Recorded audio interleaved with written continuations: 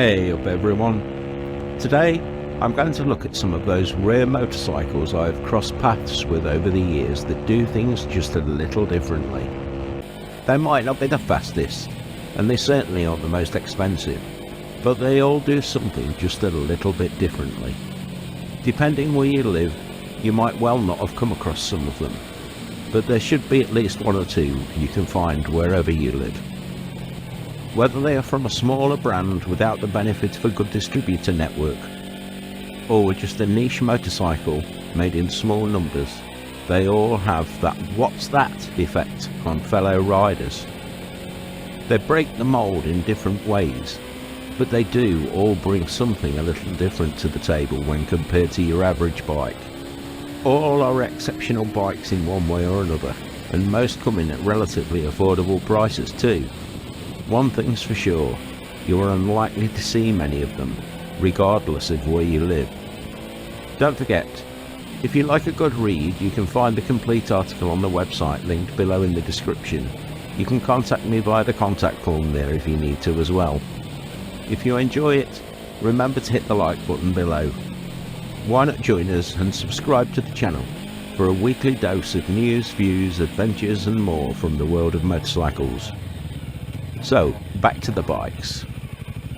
First today is the MZ500RS Silver Star, and the even more rare Red Star. 1996 was the year that the Malaysian corporation Hong Leong took control of the company and relaunched the iconic MZ brand from the ashes of Moto Muzz. Always known for their two-strokes, they'd begun to use Rotax engines in a few select models. The company was in difficulty with a poor distributor network, but with the 500cc Rotax engine, they had a way forward.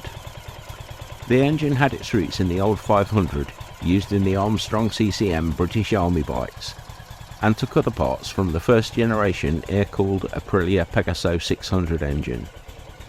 Not powerful or particularly fast, this bike did have strength in depth, with plenty of torque on tap. It was a typical no-frills MZ design, and makes some of the modern retro bikes look a bit silly in my opinion. This was what has now become known as a pre-retro design, similar in style but a little more utilitarian than the Honda GB500. Practicality won, with big mudguards and a fully enclosed chain. The Rotax engine was an easy lump to work on too. I had a chance of one of these a few years ago, before I had ever heard of them, and through a lack of knowledge let it slip by. A decision I do regret. Just like the market at the time it was made, I guess I just wasn't ready for it.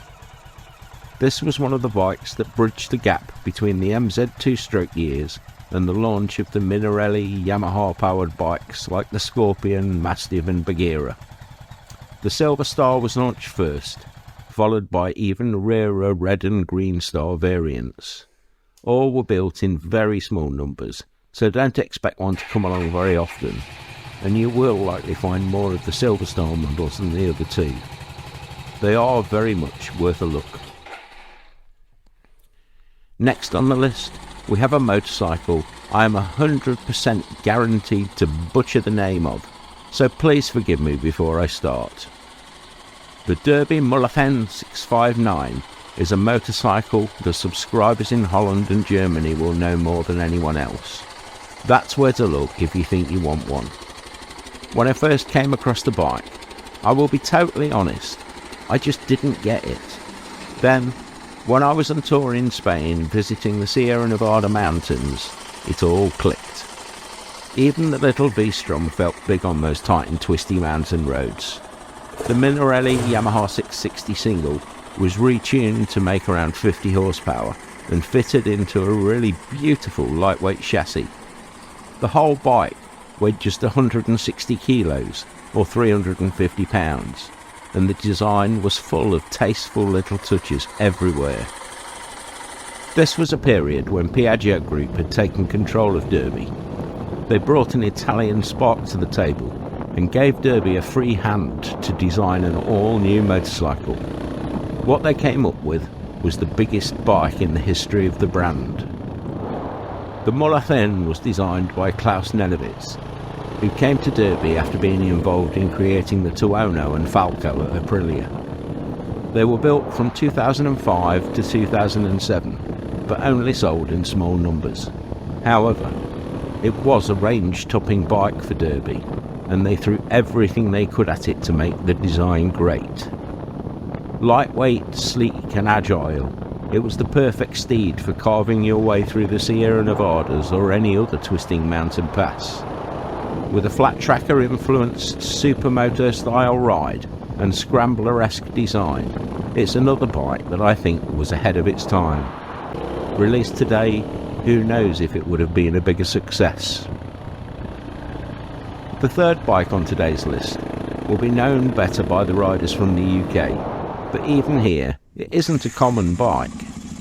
The CCM 644 Dual Sport was a bike that was perfect for the American market, but the company was small and strapped for cash, so they didn't have any budget left for marketing by the time the bike had been built. They were supplied complete with a set of supermoto wheels and brakes, along with the standard 21-inch front and 18-inch rear wheel combination for hard enduro. It was a bike that truly represented the brand and was built around all the lessons Clue's competition motorcycles had learned over the years about how to build a great off-road bike. It was a breeze to work on, with the rear subframe just hinging out of the way to make access for maintenance easy. The classic DR650 engine had been used to replace the earlier Rotax version used in the 604DS, and everyone knows how dependable both those engines are, so they can both make great bikes. It rolled in with a dry weight of just 137 kilos or 300 pounds, and the engine was tuned for 53 horsepower and 53 newton meters of torque. Paoli front suspension and a WP rear shock meant it really did have fantastic suspension compared to most of its competitors, and all plastics were a service. It even got Renthal bars as standard. The downside of this bike was its vibration and a less than consistent build quality. This meant it wasn't unusual to find bolts sheared off when you started to do any maintenance. This made even some of the Italian bikes look low maintenance. Better high tensile bolts make a big difference, but this bike will never be a smooth operator. It had plenty of power with a theoretical top speed of around 110 miles an hour, or 177 kilometers an hour, but you needed a grip like iron and balls of steel to get there. After 80 miles an hour, the handling got sketchy on the road, and the steering, which is sharp and precise off-road, becomes vague and inspires no confidence at all. However, this did improve if you swapped to the Supermoto wheels, and it did reward the riders prepared to push it into corners, but its lightweight and aggressive geometry meant it was always less than happy when travelling in a straight line. If you got a good one, they were great bikes, but don't expect the sort of dependability you would get from a standard dirt pig. They are just a little bit more of a hooligan than any DR650 could ever be. Talking about hooligans, this next bike is definitely a contender for the title of Ultimate Hooligan Motorcycle. Built for just a year in 2012, the Husqvarna 900 Nuda and the Nuda R took the concept of a supermoto and force-fed it until it couldn't take any more. It was a collaboration between Husqvarna and the then owners BMW. They started with the 800cc Rotax engine from the F800 and gave it a longer throw crank for improved mid-range power, then tuned it for over 100 horsepower and 100 newton meters of torque. It revved out fast, with maximum power at 8,500 RPM. And with a dry weight of just 174 kilos, it would launch that front wheel skyward given the slightest opportunity. The standard model has Sachs fully adjustable suspension all round, and on the R model the rear is replaced by a shiny gold Öhlins unit. But both bikes handle flawlessly with the sort of scalpel-like precision you only get from a supermoto. It was a supermoto of sorts, just with more of pretty much everything. Bodywork was simple, with no clutter, and everything was very minimal. Everything except that glorious engine, that is. It was a scrambler for the 21st century. The market just wasn't ready for it. In a world of extras and add-ons, the Nuda was gloriously and proudly minimal, with sharp angular lines, a mixture of Scandinavian design, German engineering and Italian style. What a combination. The sad part is that with the KTM buyout, this was another bike that was culled from the lineup and consigned to the rubbish heap before it had been given time to make its mark. If only they had kept this bike in the range rather than the Svartbilen. Next, we come to a bike with an incredible story.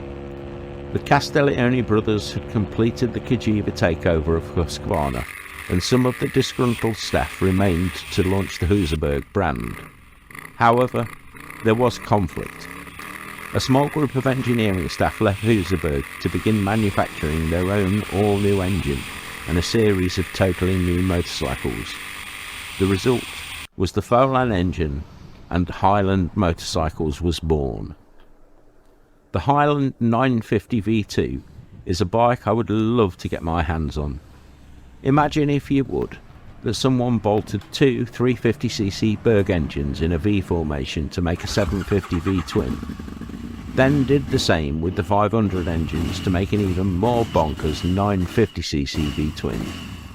That was what you get from a Highland 950 V2. Built from 2003 to 2008, every motorcycle they made was completely handmade. It would produce 85 horsepower and 85 Nm of torque in the 750cc variant, but that was boosted to over 100 Nm of torque on the 950. With a dry weight of just 160 kilos, it was pretty much world-beating at the time. In comparison, it makes bikes like the KTM 790 and 890 Adventure of today look positively bloated, yet it still carried a 20-litre fuel tank.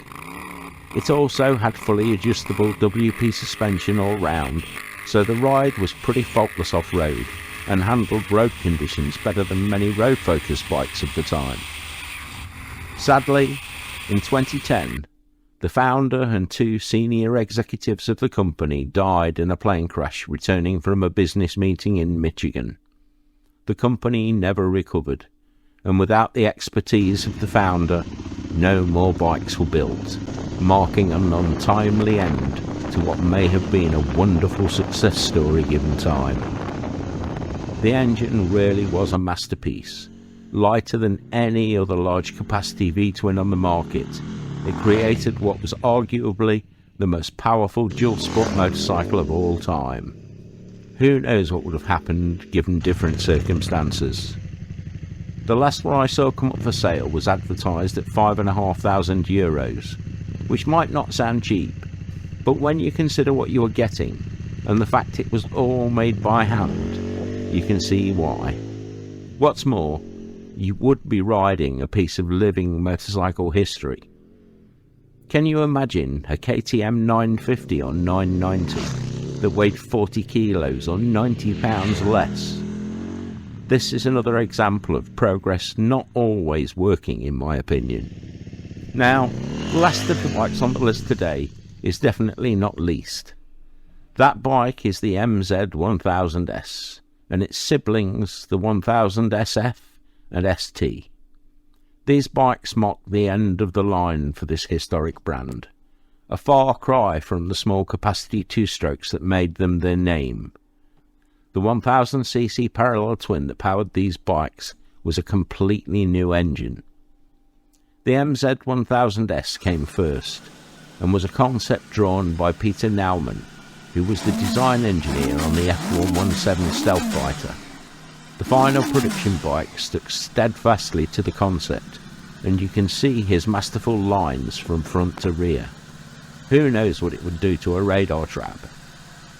With 117 horsepower and 100 Nm of torque, the parallel twin wasn't the fastest bike at the time, but the engine had a punch like a rabid kangaroo. Above the hesitation that came in around 3000 RPM, there was a surge of power that just kept on going. At the time, this was by far the most powerful parallel twin engine ever made. It still holds that position now, almost 20 years later, in true MZ style. This bike was described as ergonomic perfection by some journalists at the time, and it is all set out really well, much better than most bikes seem to be even today. You don't need prehensile thumbs or double-jointed wrists with adamantium support bars in them, or hypermobile knee joints. No bike will fit everyone, but the MZ1000S does a really good job of trying. You can see the SF naked version in the video too, which was an equally striking motorcycle. Love it or hate it, you have to admit, MZ succeeded in making something different in what had become a homogenised market of V-twins and across-the-frame 4s. Initially, it did sell well, especially in Germany, but it wasn't enough to save the company. The nails were already being hammered into the coffin of MZ. Finances were failing, and despite many years attempting to resurrect the brand, in 2010, the gates of the factory were sadly locked for the final time. And on that sad note, that's it for today. Thanks for watching, and I look forward to the bikes you add to this list in the comments section below. I hope you enjoyed this trip into the darker corners of the motorcycle industry that sometimes get forgotten. Just because a motorcycle isn't one of the biggest sellers or better known bikes doesn't mean it's lacking. Sometimes these bikes offer more than you can imagine. Don't forget to share the video with anyone you think will be interested if you could. It all helps kick the YouTube algorithm into gear. Hit the like button and subscribe to the channel if you've enjoyed it. You'll get regular updates, news and views every week from the world of motorcycles. You can visit the website or the Redbubble shop linked in the description for the best biker t-shirts and other merchandise too. And there are more exciting motorcycle adventures and stories from the shed and beyond on the website. So why not grab a cuppa, take a look around. You won't be disappointed. I hope you get some great riding in. Ride free, everyone.